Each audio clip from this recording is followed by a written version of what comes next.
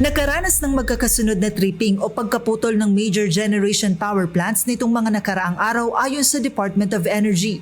Ito nila ang dahilan kung bakit isinailalim sa yellow at red alert status ang Luzon at Visayas grid sa nakalipas na 2 araw.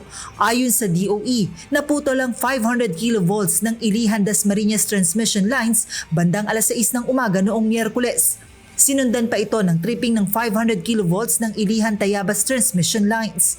Paliwanag ni Energy Secretary Sharon Garin, ang pagbagsak ng mga naturang transmission ay may seryosong pinsala sa katatagan ng grid. Dahil dito apektado rin ang supply ng kuryente sa milyong-milyong mga customer ng Meralco.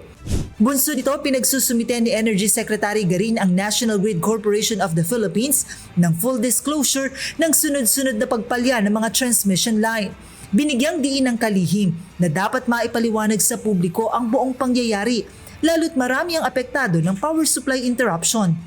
Dahil sa nangyaring pagpalya ng ilang mga planta kahapon, muling nagpatupad ng manual load dropping o rotational brownout ang NGCP.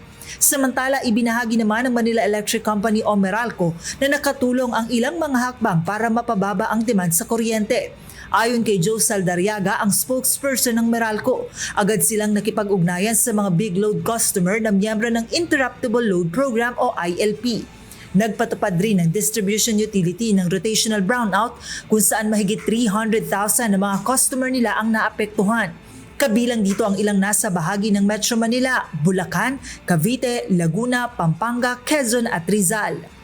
Nagpatupad ang Meralco ng manual load dropping matapos magdeklara ang National Grid Corporation of the Philippines o NGCP ng red alert sa buong Luzon grid. Kinailangan po natin magsagawa ng rotational power interruptions bilang bahagi ng ating responsibilidad na i-manage ang power situation at ang system. Muli namang nanawagan sa publiko ang mga power stakeholder na magtipid ng konsumo sa kuryente upang maiwasan ang iba yung kakulangan sa supply nito. John Nano, humahataw sa balita ngayon.